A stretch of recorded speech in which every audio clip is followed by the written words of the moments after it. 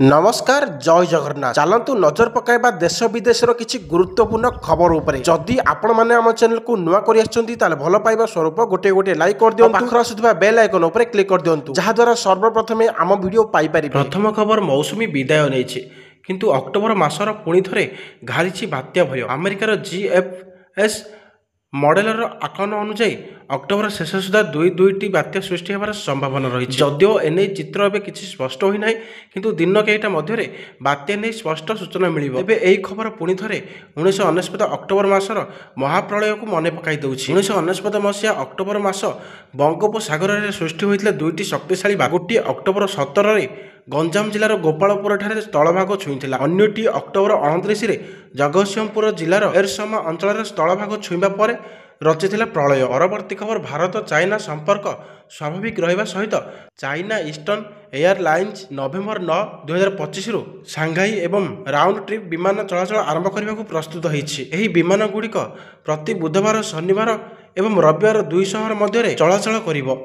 एही रूट रे Airbus A330 200 ओसारिया विमान व्यवहार करिवो जहाँ यात्री मानकु दीर्घ यात्रा समय उन्नत आराम एवं वाईफाई सुविधा प्रदान करिवो। परवर्ती खबर भारत उत्सव ऋतु आसिले कर्मचारी मुहर हस फुटी उठे। एथर केंद्र सरकार दीपावली पूर्व सरकारी कर्मचारी और पेंशन भोगी को खुशी करने अनेक पदक्षेप नहीं। महंगा भत्ता वृद्धि, बोनस पेमेंट एवं CGHS रे सुधार भली घोषणा पर एवं पोस्ट ऑफिस निज कर्मचारी एक स्वतंत्र उपहार देवाक जाउछन। परवर्ती खबर दीपावली पर आसंता सोमवार और मंगलवार राज्यर समस्त स्कूल और कॉलेज छुट्टी रहिबो। नुआपड़ारे केवल 21 तारिख छुट्टी थिबा बेले अन्य सब जिले में 2 दिन छुट्टी घोषणा करिछि शिक्षा विभाग। विद्यालय और गणशिक्षा विभाग अधीन रे राज्यर समस्त सरकारी और सरकारी अनुदान प्राप्त विद्यालय गुड़िक छुट्टी रहिबो। एने शनिवार विद्यालय और गणशिक्षा विभाग अतिरिक्त शासन सचिव दुर्गा प्रसाद महापात्र समस्त जिला शिक्षा अधिकारी को निर्देश देइछन्ति।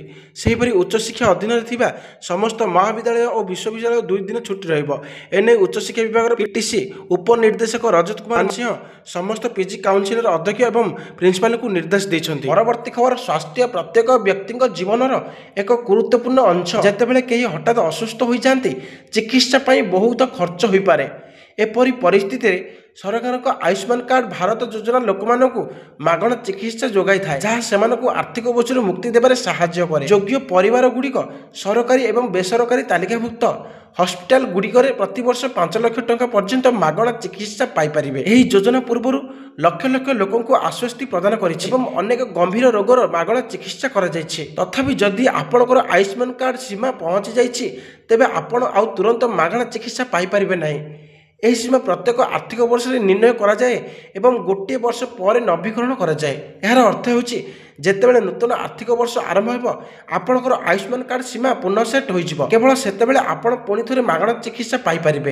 से पर्यंत आपन को चिकित्सार खर्च निजको बहन करने को पड़ो। जदि सीमा पहुँचवा पर आपणकर चिकित्सा बाधाप्राप्त हुए तेबे आपण को स्वास्थ्य विभाग स्वतंत्र अनुमति नेबा को पड़ पारे। किछि क्षेत्र में विभाग अवस्था गंभीरता उपर आधार कर अतिरिक्त सहायता जोगाई पारे। तथापि यह अनुमोदन उपर निर्भर करे।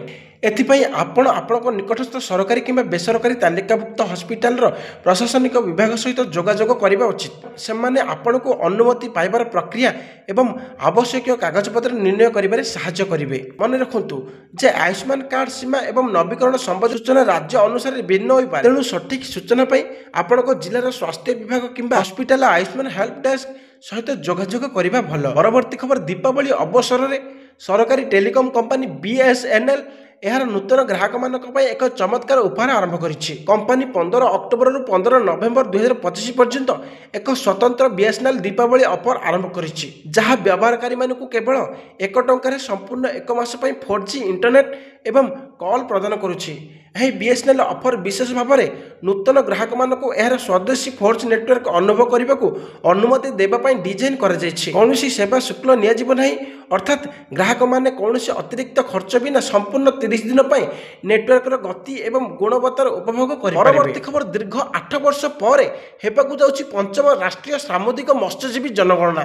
आसंता नवेम्बर 3 तारिख आरंभ होइछि डिसेम्बर 18 तारिख पर्यंत चले। परवर्ती खबर पुरी रे प्रतिष्ठा हेबो भूतल जल चिड़ियाखाना विश्व स्तरीय सामुद्रिक आक्वारियम।